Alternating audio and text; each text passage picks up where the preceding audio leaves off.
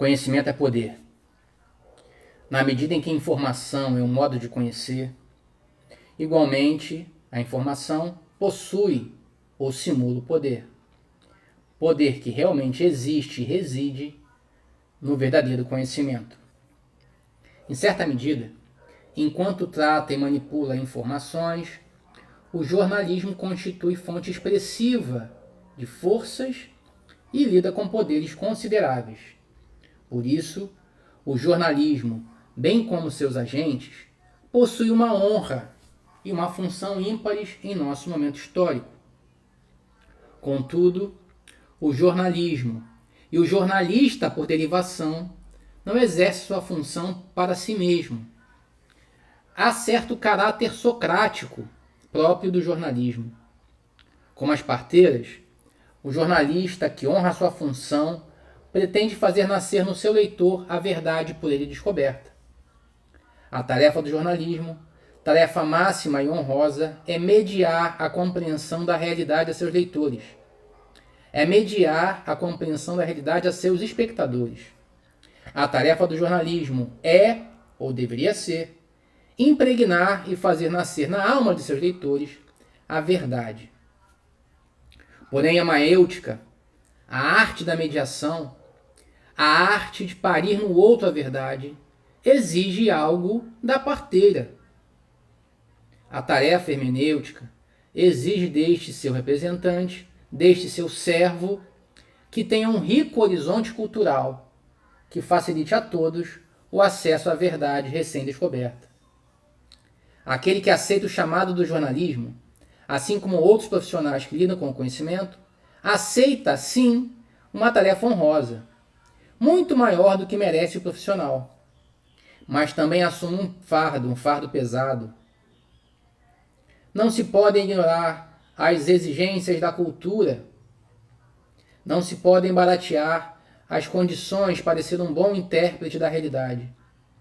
Não se podem minimizar os conhecimentos necessários para ser um bom jornalista e honrar os frutos que a cultura oferece ao bom jornalismo. De fato, a cultura é uma mãe generosa, que recompensa muito bem seus filhos esforçados e atentos, mas também costuma tratar os filhos relapsos e pouco empenhados com as piores madrastas. Ontem, a comentarista Vera Magalhães recebeu um pouco do castigo que a mãe cultura impõe a seus filhos, mais descuidados. Em um tweet despretensioso, um pouco lambe-esporas, a jornalista escancarou ao mundo seu despreparo filosófico. Desnudou a quem tem olhos para ver seu raso horizonte cultural, sua ignorância crassa sobre a rica história do Ocidente.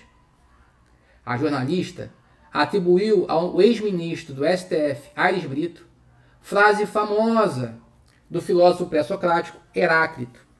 O filósofo do devir cunhou uma das frases mais lidas na história da filosofia antiga. Ninguém entra duas vezes em um rio, pois o rio não é mais o mesmo, nem o homem. Ao ignorar a fonte primária da citação do ex-ministro, a repórter revelou algo relevante acerca do jornalismo brasileiro. Se a tarefa do jornalismo é intermediar o conhecimento para o espectador, como profissional, o fará se é incapaz de entender as fontes profundas dos eventos que desfilam diante de seus olhos. Se a função primordial do jornalismo é facilitar a todos o acesso à verdade, como realizará tal tarefa? Se a jornalista ignora fatos e conteúdos necessários para desvelar aos próprios olhos a verdade que precisa ser desvelada a outros. Esta é a situação do jornalismo atual. E esta é a situação da maioria absoluta dos jornalistas brasileiros. Ignorância profunda, com traços de periguismo e adulação. Sem um arcabouço cultural mínimo, arcabouço exigido de qualquer aluno secundarista de colégio brasileiro, como o jornalismo será capaz de interpretar os fatos a seu público? De que forma o profissional entenderá as forças espirituais, morais ou políticas que manipulam os dados à sua frente, se nem para si mesmo ele consegue explicar?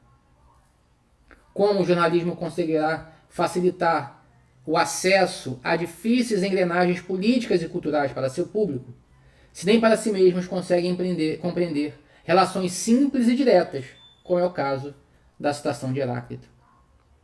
Como diz o jornalista e analista político Paulo Freire Filho, o jornalismo morreu. Mas eu continuo. O jornalismo morreu sim, mas não foi enterrado. Ele permanece diante de nós, insepulto. O jornalismo morreu, mas vivem jornalistas como Vera Magalhães, que são como zumbis, destruindo as mentes e os corações de quem dele se aproxima, lançando as trevas da ignorância e do erro sobre os outros. Mas o homem comum, o homem que ombreia conosco nas ruas, nas vielas, nas cidades, o homem não é assim. A humanidade quer a verdade e alegra-se com a luz. Por isso, as mídias alternativas, os jornalistas de verdade crescem vertiginosamente. Porque nós, homens de bem, homens que somos da verdade, homens que reconhecemos a verdade, reconhecemos cultura e verdade quando agimos.